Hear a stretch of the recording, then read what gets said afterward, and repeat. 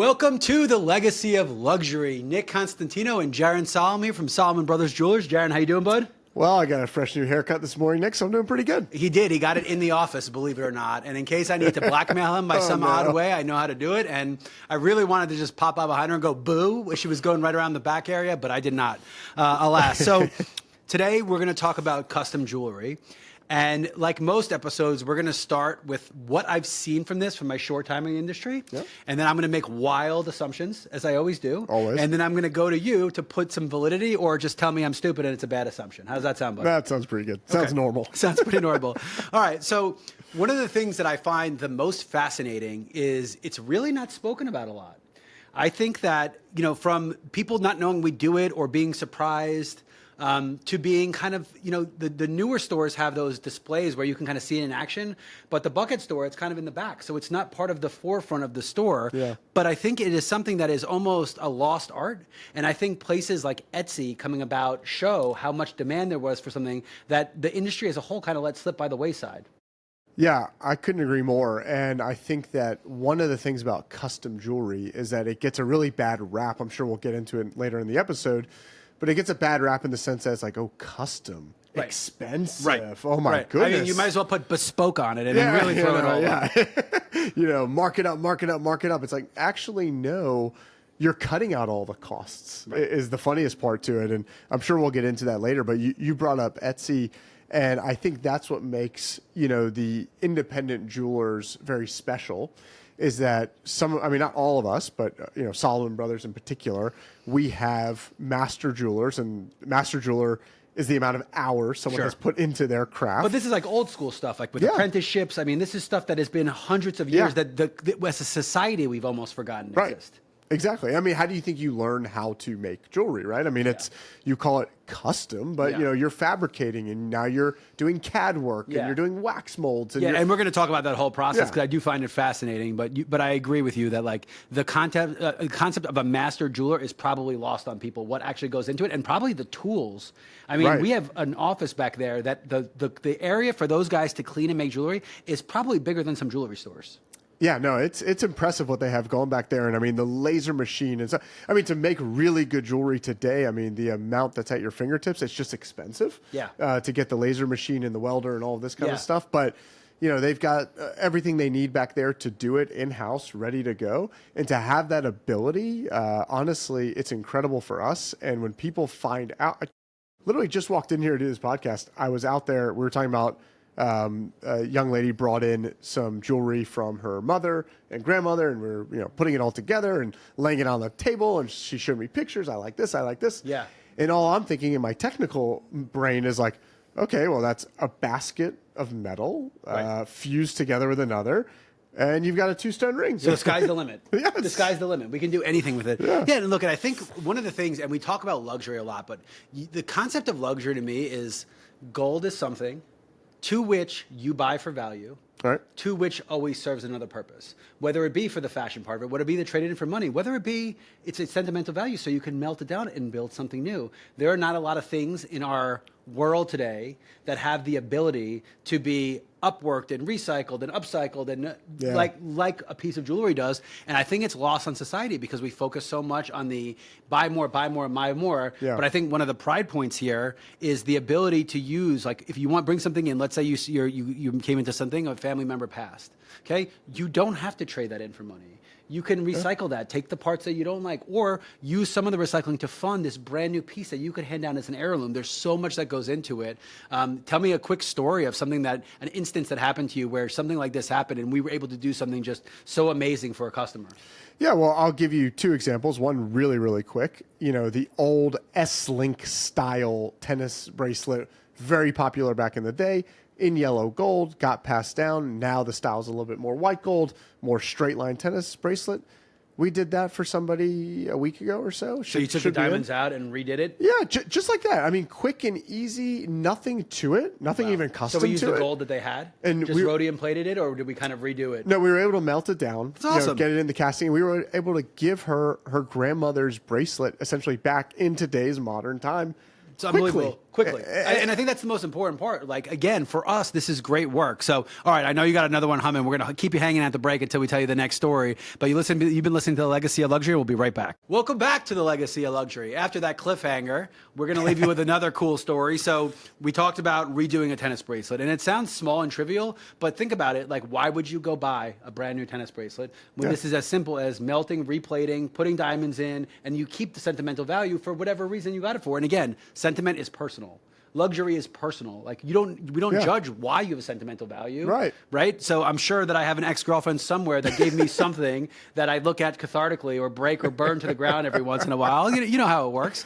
Everyone's got their own quirks. But let's talk about another story, a little bit more maybe emotional or sentimental of something that we repurposed. I will say one quickly, just as a newbie. We were in Peachtree City, and this woman came in with just a glow on her face. So I walked out there as the marketing guy. I'm like, tell me more about this glow. And the glow was she freaking drew something by hand that we then put into a CAD, that we then put into wax, that we then designed in the process of a couple of weeks from a hand drawing. And the look on her face, she's never going to forget us. Right. This isn't going to freaking Blue Nile and buying an online piece. And it's not criticism of anybody. My business models are different. She drew something by hand that we put on her neck. That's awesome. There's no cooler story and there's no cooler moment to see the piece come to life, right? And we're able to do that. And so, for me, one of my favorite stories is when I had someone come in and I was able to take 4 generations of diamonds and basically combine them together into a ring. And we were able to make them, it was a thicker band. It was about 8 millimeter, I believe. And we were able to bezel set and burnish in the stones and kind of take the ring on a journey all around the ring. And we were able to get 4 generations of diamonds in this piece. Did you record the entire process of you doing that for an awesome commercial? Because that would be as good of a commercial as there's ever been. Yeah, probably so. But no, until you got here, I wasn't trying to commercialize anything. Do we have a picture of it? I probably do. If you can get me a picture of that, that'd be awesome. And look, I think now let's kind of take a half step back and let's talk. And I remember when we had Noam on, we started, Noam Carver that is, going a little bit into the intricacies of what's required to make a jewelry maker or something like this. But, let's take a step back. So let's go back to, let's call it 200 years ago. Let's make it a nice round number. Gold already had its popularity. We were coming to the new lands and we were stealing it from the Indians and we were bringing it all back. But talk a little bit about like the process and how the process has evolved between wax, CADs, hand drawings, all that stuff. How some of the apprenticeships have changed. Let's kind of go on a little bit of a journey because it'll set us up for the rest of the conversation. Yeah, for sure. So I mean, obviously there was no computers and no CAD back in the day. So I mean, they were literally. I think the simplest way to put it. This is not 100% accurate, but I think the idea of it makes sense in terms of like taking Play-Doh, right? And smashing it down, and then you would take like your shapes and basically like, push it down, make a shape out of it, and make a mold, right? So that's kind of what hand fabrication is, right? Hand fabrication, which shout out to our jeweler, David Karen, does an amazing job. One of still the best hand fabricators that I know. And, that is a very sturdy way of doing a piece of jewelry. Now, it's a little bit expensive. Right, because it's one piece. It's forged as one piece. Yep, and there's a little bit of waste involved and this, that, and the other. So, but it is absolutely the best way to make jewelry. And so that's ironically, someone like golf clubs, all right? Isn't that the best golf clubs are? The custom forged one-set golf clubs? Very good, Nick. Look at that. We're talking luxury here, bro. I love it. We're talking luxury here. Shout out to Mizuno. But no, that's kind of the way it was done, right? And then, you started to get the waxes and you could actually hand carve wax, right? To make a mold, it's cheap. You don't have to worry about it. But it's pliable enough and it's similar enough in composition that you get an idea of what you're trying to do. 100%. And you're good. Then it goes into casting. And that's kind of when the wax casting, started. And then fast forward all the way to computers, now 3D printers. And now you can actually do the drawing on a CAD program. It shoots it out from a 3D printer into the wax mold. The wax mold then goes onto the casting machine, the tree casts down, and there you have your, yellow, gold, platinum, whatever whatever your heart desires. And I think what's so cool is like at the same time where these systems have changed, the trends have changed. So things that were 50 years ago were technologically not allowed eventually make a comeback anyway. So now we're just using modern techniques to do older things, which ironically is more expensive than if we just kept doing it the older way in certain aspects. So what are some like trends and some of the things you've noticed over the past 20 years that the industry has changed? So has the technology allowed us to make things faster? Are we getting more lazy and where there's less new models coming out? Just your overall view of how technology and the jewelry makers has changed, or is it a lost art and people aren't even doing it anymore and there's opportunity for it? Yeah, I mean, I would say that like anything in technology, for the most part, you know, it makes it a little bit more economical and a little bit more efficient. And in our sake, that's 100% the case. I mean, you're able to do things now. For those of you that like jewelry that have thousands of stones set in them, it's so much easier to do it now with a 3D printout. And you can even, if you want to do it the cheapest way possible, which we don't do here at Solomon Brothers, but you know, if any of you have been wondering when you see some like iced out Cuban chains and necklaces and whatnot, like the cheapest way that people will do it is they'll hand set, you know, overseas, to be quite honest with you, into the wax mold, and then they'll cast it essentially preset in the wax. So like this is the least expensive way to do it and not well-made jewelry. Got it. So it's not solid gold.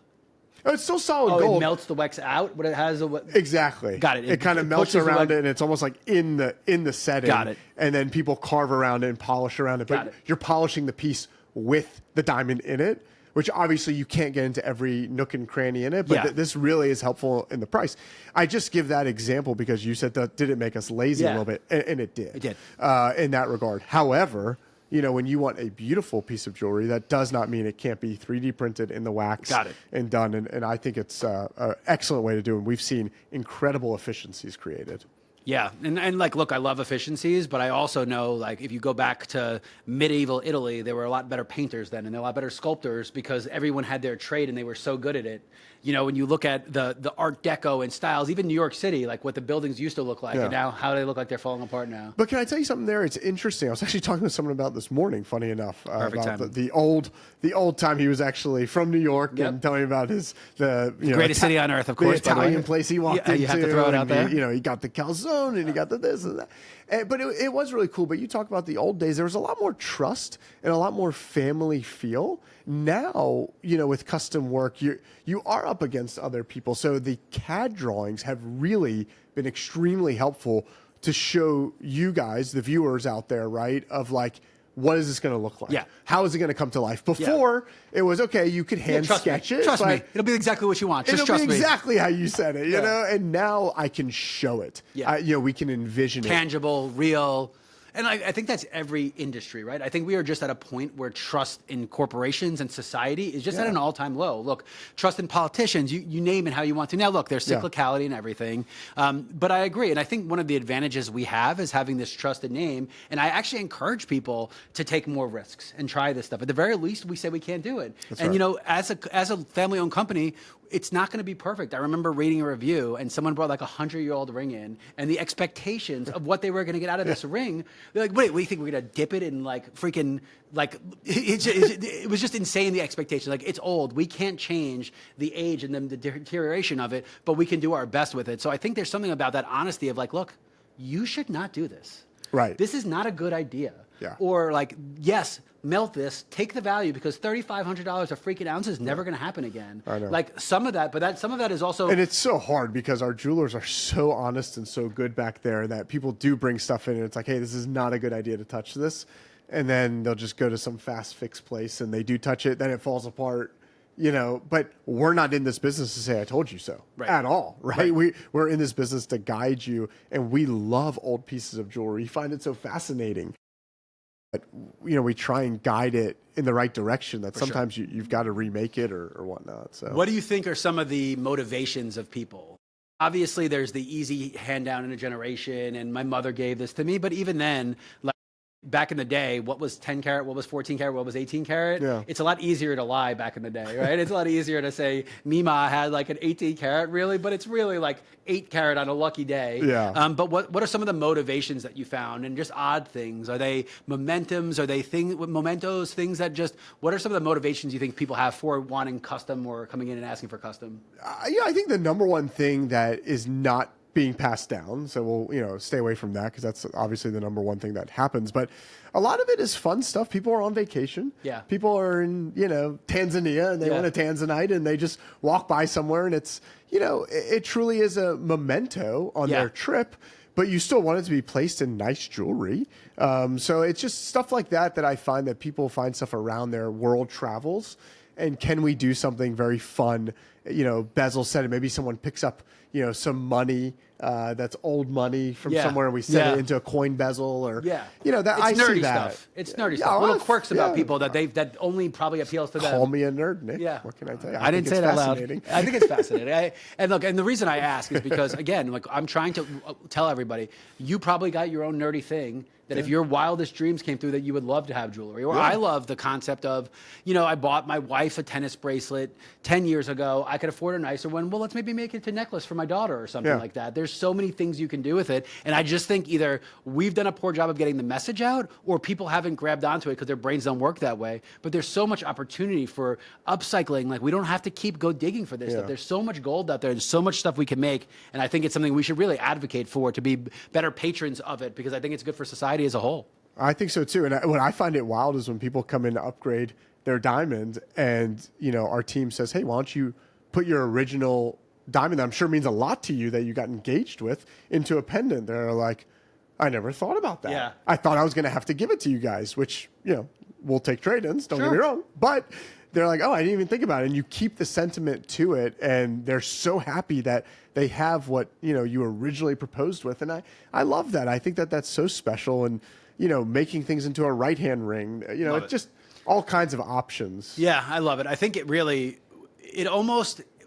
kind of doesn't make sense to me that how more businesses don't do it, because if you talk about a business, you want to be every part of the cycle. Yeah. So you can buy a new one, you can trade it in, we can appraise it for you, we can rebuild it. We're everything to everybody, and I feel like it's gotten lost because everyone just wants that fast fashion. They want to go buy it in the mall, and they ain't going to do anything for you at the mall. No offense, Costco's one of the best brands on earth. Once you buy it, they don't give a crap that you bought it from them. That's it is right. on to the next thing.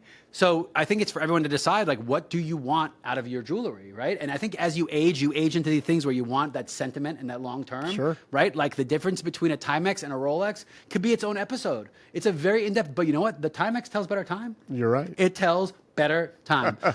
So since I just shot my jab at Rolex, you'll be right back. You've been listening to the Legacy of Luxury. Welcome back to the Legacy of Luxury, the greatest moderator on earth, Nick Constantino. Where are we going now, Nick? This is a fun episode. I love custom. You do love it. And the things that you love, it definitely shines through, and here's why I do it. I want you to just really kind of set the stage as to, one, how much fun you have being this full service jeweler, and how much fun it is to be whatever anyone needs for you in this industry. And it'll differentiate why we're different than the brands or some of the big box stores. Yeah. So I think that's important. No, that makes sense. And, I'm so lucky that we can just move on a dime and swivel. The brands, they've got to be thinking, well, what's the fall line? What's the spring line? What's the summer line? Yeah, they're not even thinking. They're trying to be the ones to dictate that. Yeah. Because that's how fashion works nowadays. You have to be ahead of the curve. You can't even be on the curve. Absolutely. When we're recording this, I think Fashion Week starts this week in New York. And it's like, this is when everyone comes out, and then they start chasing new ideas and this, that, and the other. For me, the custom is beautiful because I get to go at the pace of the consumer, and I can literally do a million different designs. Yeah. And I think that is such an advantage, number one. But forget about the advantage of the business side of it. It's just fun for us here at Solomon Brothers for someone to come in and show a picture on their phone, and they've got their Pinterest board up. Yeah. And they're like, I like this, and this. I have some of this stuff in a bag. How do we make this bag morph into this stuff? Or, maybe they're getting engaged, right? Or maybe they're getting married and they have a wedding band or an anniversary, whatever it may be. They come with these ideas, and they've got, 10 designs that they want to fuse into one. And so, the brands, unfortunately for them, they have to stay completely in line, in lockstep. Yes. And, although they get to create new stuff, which is great, we're creating new stuff 3 or 4 times a week. Yeah. 52 weeks a year in and year out. It just doesn't go on a red carpet, but it's going on someone's hand. And for them, it's got this huge sentimental value to it. For sure. And I love that. And, the coolest thing I find about jewelry is that you can be a designer. And so everyone out there who's like, man, I don't have the skill set to set a stone and cast and whatnot, which neither do I, by the way. You can do it yourself. And I think that's super awesome. Yeah, I love it. It's what it is. The intrinsic value of what it is to you is different than any other person. And that's why most of the luxurious items are very personal to people. Yeah. Right. So I love it. All right. So we're going to do a quick segment of Economics 101. Okay. And then we're going to go into some rapid fire on misperceptions and what someone should do if they came into the store. So Economics 101 is, I'm going to ask you the question and then we're going to explain it economically. So the question is it expensive to make custom jewelry? And I want you to give the answer, and then I'm going to give my pre-planned Economics 101 reason why it's not as expensive as you think. So is it expensive to make custom jewelry? I mean, it certainly can be. It's, expensive to, make something from scratch. Yeah. But is it as expensive as, in comparison to buying it off the shelf? Actually, no. Yeah. So Economics 101 is the more people's hands are on something, the more expensive it is because everyone needs their cut. So a commodity doesn't change price because a commodity is set by the overall industry and nature. If gold at $3,500 means it costs me $3,500. It means it costs you $3,500. It means it costs anyone $3,500 unless you think you're the best negotiator in the world, which means it's not real gold. But because of that, we buy gold at a price, and if we're the ones making it, in theory, the parts going into it are less than they would be if we have other people who we're sourcing from and buying from. That's right. So at its simplest terms, it can be if you want the rarest stone on earth and if you want pure platinum, but in theory, the materials cost us the same as they would anyone else, so there's less hands on it, which means it could actually be more cost effective. 1,000,000%. Yeah, love 1,000,000%. it. So, all right, so we handled that one well. So let's do this. What are some other misconceptions that people have about custom jewelry? Well, you need prongs to hold stones. Okay. So anyone that comes in here is like, I don't like a lot of metal. I just want to see the diamonds. It was grandma's. Well, listen, grandma's stone needs to stay in the ring. So we need coverage on that ring. You told me something cool. We were talking about it in the new line that there's some mirrors underneath that kind of catch the light to make the diamond pop more. It's more of a mirrored polish to make it the light pop through. So that's a customization. I mean, that was something that we decided. I'm sure other people do it to some capacity, but that's a customization to do exactly what you're asking for and let more of that light through, right? That's right. No, if you can polish on the inside, take your time. Again, it's just an extra step, but that extra step is so little in price, but so effective in look. Yeah. That it's a no-brainer to do for sure. Love it. All right. Any other misconceptions that just people have so wrong? Just that it's going to be, honestly, in the good way. Most people say to me, oh, it only costs that? Like, they're very shocked at how inexpensive it is actually in their perception. Unless we mark it up 20%, they'd be like, it costs that? Of course. No, it's really surprising to me, actually, how receptive people are. Now, again, maybe it's because, they're sentimental to it, so they would do it anyway. But I think they are very surprised that, because you're right, it's gold.